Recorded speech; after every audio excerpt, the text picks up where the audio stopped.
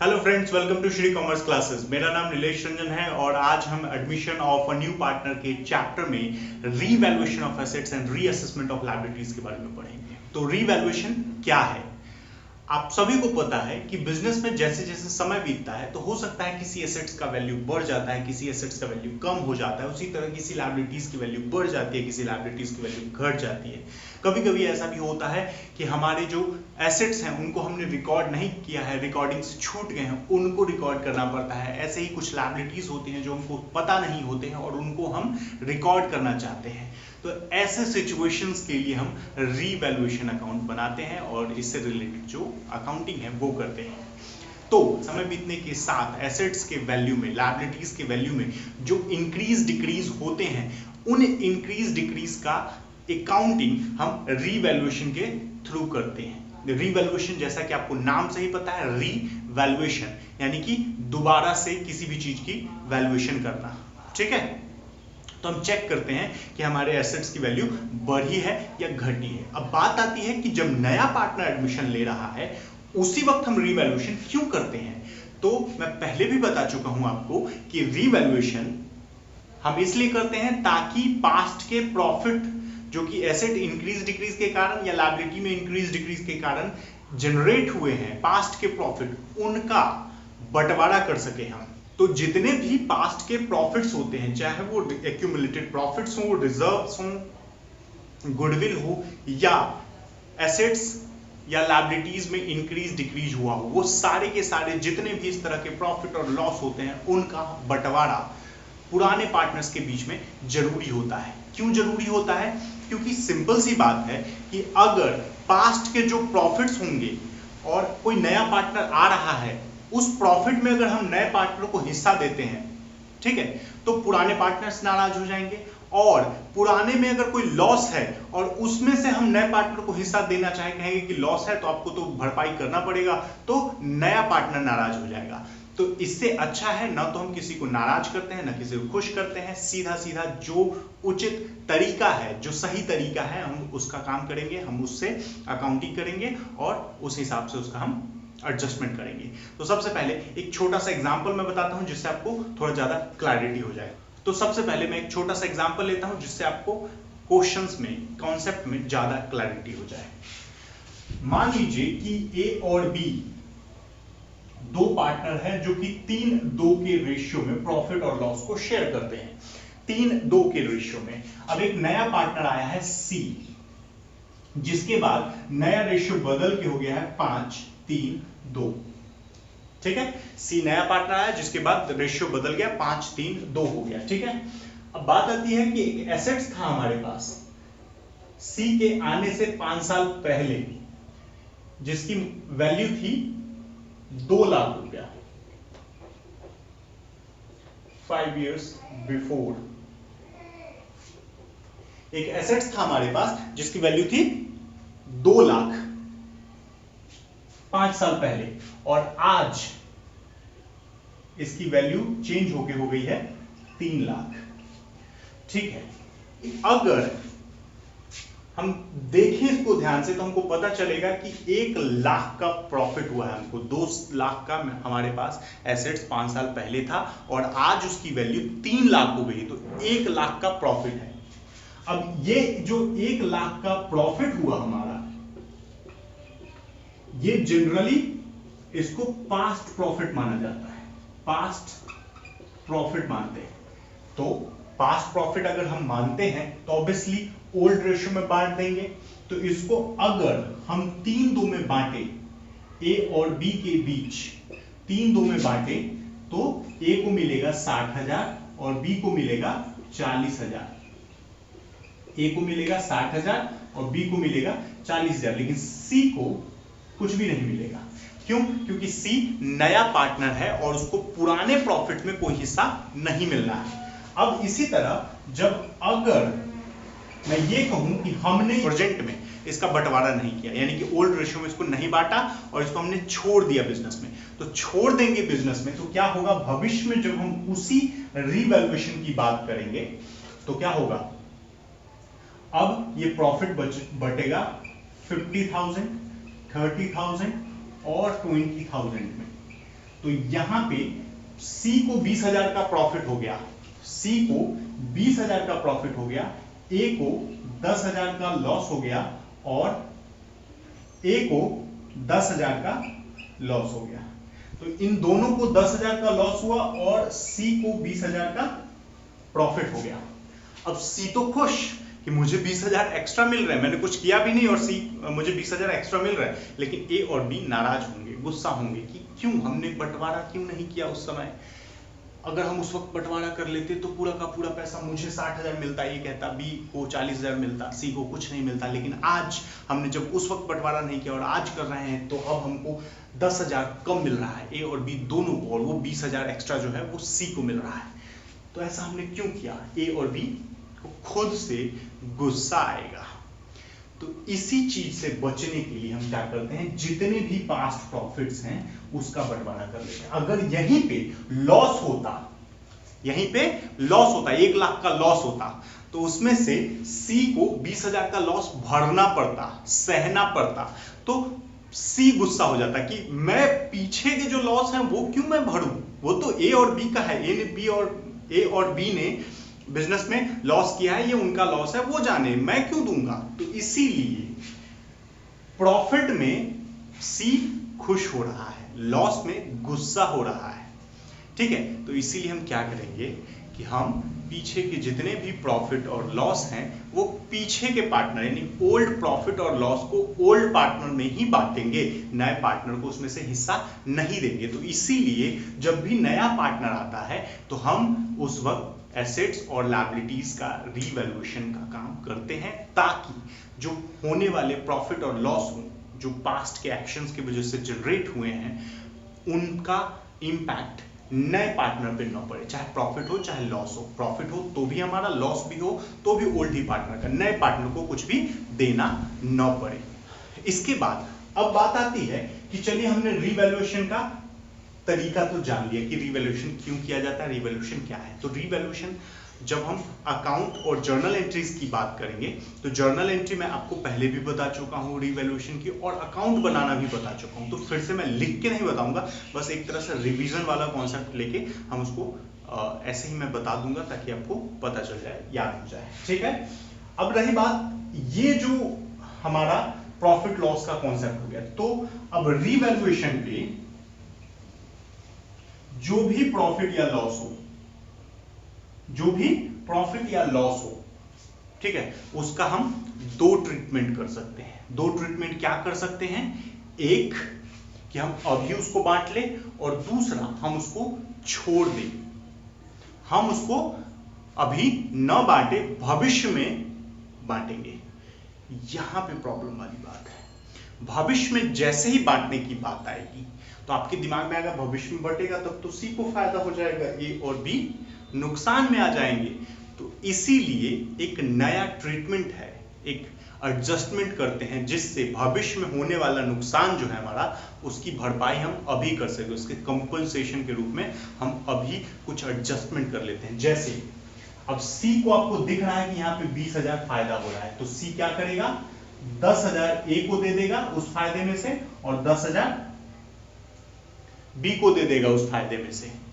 10 सी को 20,000 फायदा होने वाला है अगर भविष्य में बटेगा, तो वो भविष्य में जो बटने वाला प्रॉफिट है उसका, उसमें से 10,000 वो ए को अभी दे देगा, 10,000 बी को अभी दे देगा। तो ना तो ए को कोई लॉस होने वाला है, ना बी को कोई लॉस होगा, ना ही सी को कोई फायदा होगा, क्योंकि सी का जो 20,000 प्रॉफिट होने वाला था उसने 10,000 उसको दे दिया, 10,000 उसको दे दिया, तो सी का फायदा नील हो गया। उसी तरह ए का जो नुकसान था, बी का नुकसान था, वो 10,000 होने वाला था, दोनों को 10,000 रुपए मिल गए, तो हमको अब कोई नुकसान न हो रहा है, न ही कोई फायदा हो रहा है, ठीक है।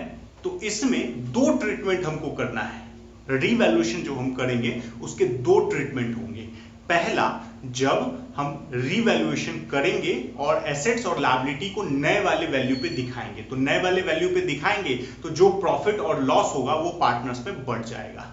लेकिन दूसरा केस है कि जब हम रीवैल्यूएशन कर तो रहे हैं बट जो उसका इफेक्ट है वो बुक्स में नहीं दिखाना चाहते हैं, ठीक है, हम एसेट्स और लायबिलिटीज को नए वैल्यू पे नहीं दिखाना चाहते। तो इसका मतलब हो जाएगा कि हम जो प्रॉफिट है और लॉस को है अभी नहीं बांटना चाहते हैं, तो उस सिचुएशन में कंपनसेशन वाला काम होगा। ठीक है, तो इसमें केस 1 है when assets and liabilities are to be presented at revised value. When assets and liabilities are to be shown at old value, मतलब हम एक केस में जो रीवैल्यूएशन है उसका इफेक्ट बुक्स में दिखा रहे हैं और उसका जो प्रॉफिट लॉस होगा वो ओल्ड पार्टनर में बढ़ जाएगा ओल्ड रेशियो में। दूसरा जो केस है उसमें हमको एसेट्स एंड लायबिलिटीज पे रीवैल्यूएशन का कोई इफेक्ट नहीं दिखाना है, तो इस सिचुएशन में कंपनसेशन की बात होगी। कंपनसेशन जो नया पार्टनर आएगा वो पुराने पार्टनर को कंपनसेशन देगा होने वाले फायदे के लिए। ठीक है, तो ये है आपका रीवैल्यूएशन का कॉन्सेप्ट। अब इसके बाद बात आती है कि हम जर्नल एंट्री क्या करते हैं। तो जर्नल एंट्री के लिए सबसे पहले तो ये जान लीजिए कि रीवैल्यूएशन अकाउंट जो है वो एक नॉमिनल अकाउंट है, और नॉमिनल अकाउंट का रूल हम सभी को पता है कि debit all expenses and losses, credit all income and gains, मतलब सभी खर्च और हानि को हम डेबिट में दिखाते हैं और सभी आय तथा लाभ को क्रेडिट में दिखाते हैं। ये अकाउंट के पर्पज से मैं बता रहा हूं। ठीक है, जर्नल एंट्री में जब आएंगे तो जर्नल एंट्री क्या होता है, जब एसेट्स की वैल्यू इंक्रीज होगी। ठीक है, तो एसेट्स की वैल्यू इंक्रीज होगी तो हमको फायदा हो रहा है, तो यहां पे जब भी रीवैल्यूएशन की जर्नल एंट्री की बात होती है तो जब भी फायदा होगा तो रीवैल्यूएशन क्रेडिट में क्योंकि नॉमिनल अकाउंट है, और जब भी नुकसान होगा तो रीवैल्यूएशन अकाउंट डेबिट में आ जाएगा क्योंकि हमारा रीवैल्यूएशन अकाउंट नॉमिनल अकाउंट है। ठीक है, तो जर्नल एंट्री में लॉस और प्रॉफिट वाली जगह पे रीवैल्यूएशन अकाउंट जाएगा। लॉस और प्रॉफिट अलग से हम लिखते नहीं है। ठीक है, जहां पे लॉस हो रहा होगा वहां पे रीवैल्यूएशन, जहां पे प्रॉफिट हो रहा होगा वहां पे रीवैल्यूएशन। ठीक, तो एसेट्स की वैल्यू इंक्रीज होगी तो हमारे लिए फायदा है तो रीवैल्यूएशन क्रेडिट में आएगा और एसेट्स डेबिट में आएगा। और वैसे भी एसेट्स की जो वैल्यू है वो हमेशा डेबिट में ही इंक्रीज होती है, तो assets account debit to revaluation account जब भी एसेट्स की वैल्यू बढ़ेगी। उसी तरह जब लायबिलिटीज की वैल्यू घटेगी तो भी हमारे लिए फायदा है, तो liabilities account debit to revaluation account. ठीक है, तो इन दोनों में हमको फायदा हो रहा था तो दोनों में रीवैल्यूएशन क्रेडिट में है। अब अगर नुकसान हो रहा है, जैसे एसेट्स की वैल्यू कम हो रही है, तो रीवैल्यूएशन डेबिट में आ जाएगा, revaluation account debit to assets account. उसी तरह अगर लायबिलिटीज की वैल्यू बढ़ रही है तो revaluation account debit to liabilities account. ठीक है, तो ये दोनों फायदे में रीवैल्यूएशन क्रेडिट में चला गया और दोनों नुकसान में रीवैल्यूएशन डेबिट में आ गया। इसके बाद बात आती है अनरिकॉर्डेड एसेट्स। अब हमको पता ही नहीं था कि हमारा कोई एसेट्स है और उसको हमको रिकॉर्ड भी करना है, तो हम क्या करते थे, उस एसेट्स को हम रिकॉर्डिंग की एंट्री करते थे रीवैल्यूएशन के माध्यम से। ठीक है, तो रीवैल्यूएशन के माध्यम से अगर हम कर रहे हैं तो ये जो अनरिकॉर्डेड एसेट्स है वो मेरे लिए फायदा है, क्योंकि हमको पता नहीं था पहले कि ये मेरा एसेट्स है, लेकिन आज हमको पता है कि हाँ मेरा एसेट्स है। जैसे 5000 का कोई मान लीजिए कैश है, वो आपके कॉपी के अंदर छुपा हुआ है और आपको नहीं पता है, तो जब मिलेगा तो आपके लिए तो वो फायदा है ना। तो उस सिचुएशन में अब तो हमको अचानक हमको पता चला कि मेरे पास कोई एसेट्स है तो मेरे लिए फायदा है, तो assets account debit to revaluation, इसको अनरिकॉर्डेड एसेट्स लिख लेंगे, unrecorded assets account debit to revaluation. उसी तरह हमको किसी को पैसा चुकाना था लेकिन हमको पता ही नहीं था आज तक, तो ये मेरे लिए लॉस हो जाएगा, क्योंकि हमको कल तक पता था कि किसी को 5000 चुकाना है और अब पता चल रहा है किसी को 7000 चुकाना है, तो 2000 को तो नुकसान हो गया ना हमारा। तो revaluation account debit to unrecorded liability. तो ये सारी एंट्रीज हम change in profit sharing ratio वाले चैप्टर में ऑलरेडी पढ़ चुके हैं। ठीक है, अगर आप लिखना चाहते हैं तो आप देख सकते हैं, इसको लिख सकते हैं आप। ठीक है, इसके बाद अब हम इससे प्रॉफिट और लॉस निकालेंगे। तो प्रॉफिट और लॉस की एंट्री भी होती है कि अगर प्रॉफिट होगा रीवैल्यूएशन अकाउंट का, मतलब क्रेडिट साइड ज्यादा है और डेबिट साइड कम है तो हमारा प्रॉफिट होगा, और अगर डेबिट साइड ज्यादा है और क्रेडिट साइड कम है तो हमारे लिए लॉस होगा। तो हम क्या करेंगे, जो प्रॉफिट होगा उसको पार्टनर्स कैपिटल में ट्रांसफर करेंगे। तो प्रॉफिट अगर पार्टनर्स कैपिटल में ट्रांसफर होगा तो पार्टनर्स का कैपिटल बढ़ जाएगा, तो इसीलिए पार्टनर्स कैपिटल क्रेडिट में चले जाएंगे। तो revaluation account debit to old partners capital account. ठीक है, और अगर हमारा लॉस होता है तो एंट्री हो जाएगा old partners capital account debit to revaluation account. ठीक है, तो ये जो प्रॉफिट और लॉस हुए इन सब को ओल्ड रेशियो में बांटेंगे हम, इनको सभी पार्टनर्स के बीच में ओल्ड रेशियो में बांटेंगे। अब जब ओल्ड रेशियो में बांट रहे हैं तो ये तो हमारा पहला केस कंप्लीट हो गया। ठीक है, तो अकाउंट्स भी बनेगा, तो जर्नल एंट्री की तरह आप अकाउंट बना सकते हैं। जितने भी लॉस होंगे सबको डेबिट में दिखा देंगे, जितने भी प्रॉफिट है उनको क्रेडिट में दिखाना है, ठीक है ना।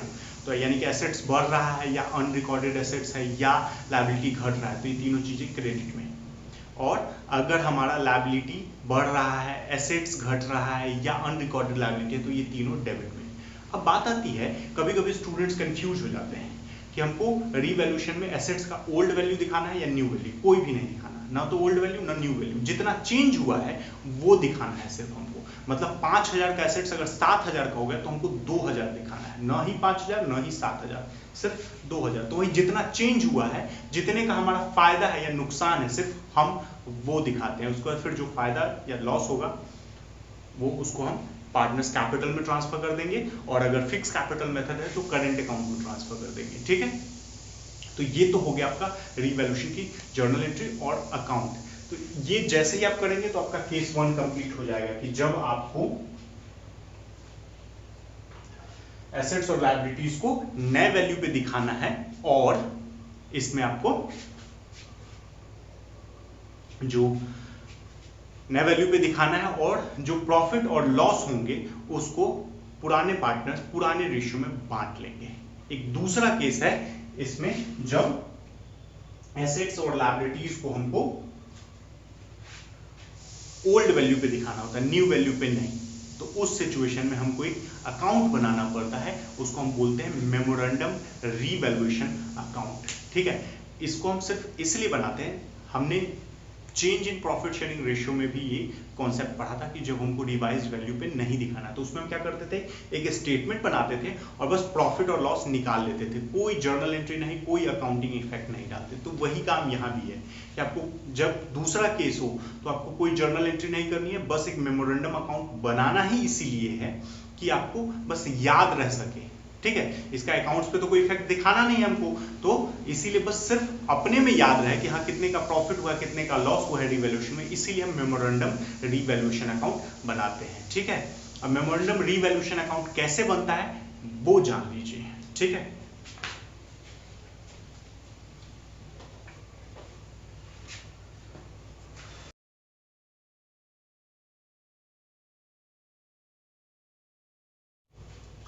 तो ये फॉर्मेट हो गया।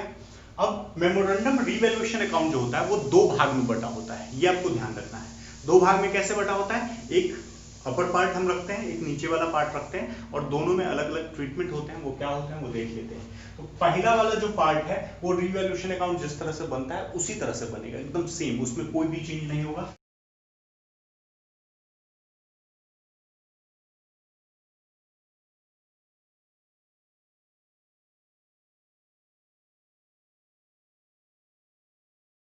तो ये पहला पार्ट है आपको मेमोरेंडम रीवैल्यूएशन अकाउंट का, ये सेम रीवैल्यूएशन अकाउंट की तरह बनता है। एसेट्स डिक्रीज हो रहा है, लायबिलिटी इंक्रीज हो रहा है, अनरिकॉर्डेड लायबिलिटी है तो ये सब के सब डेबिट में आ गए, और उसी तरह एसेट्स इंक्रीज हो रहा है, लायबिलिटी डिक्रीज हो रहा है, और अनरिकॉर्डेड एसेट्स हैं ये सब के सब क्रेडिट में आ गए, क्योंकि ये फायदे हैं और ये लॉस है, ठीक है। उसके बाद हम टोटल करते हैं, टोटल करने के बाद हम प्रॉफिट लॉस निकाल लेते हैं, या तो प्रॉफिट आएगा या लॉस आएगा, ठीक है। तो प्रॉफिट आएगा तो यानी कि क्रेडिट साइड अगर ज्यादा होगा और डेबिट साइड कम तो प्रॉफिट निकल जाएगा, प्रॉफिट को हम ओल्ड रेशियो में बांट लेंगे। उसी तरह अगर डेबिट साइड ज्यादा होगा और क्रेडिट साइड कम होगा तो हमारा लॉस हो जाएगा, और हम उसको लॉस को ओल्ड रेशियो में बांट लेंगे, ठीक है। ये बंटवारे के बाद जितना काम आपने ये अपर साइड में किया है यानी ऊपर वाले हिस्से में किया है, इसी का ठीक अपोजिट काम आपको नीचे वाले हिस्से में करना है। उतना ही प्रॉफिट और उतना ही लॉस निकाल लेना है, ये आपका काम होगा। यानी कि ये सारे आइटम्स जो भी आए हैं, ठीक है, ये आ जाएंगे आपके डेबिट में।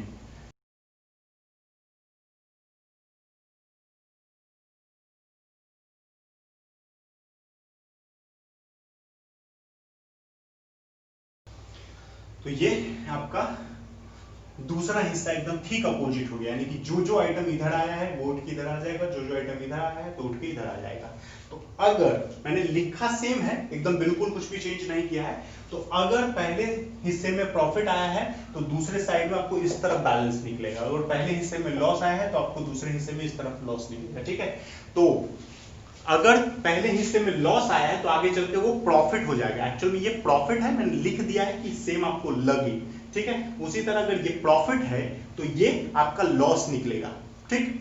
अब बात आती है कि ऊपर वाला तो हमने ओल्ड रेशियो में बांट दिया ओल्ड पार्टनर्स के बीच में, अब नए वाला जो है ये जो प्रॉफिट और लॉस निकला है ये सभी पार्टनर में बटेगा, सभी पार्टनर में बटेगा न्यू रेशियो में।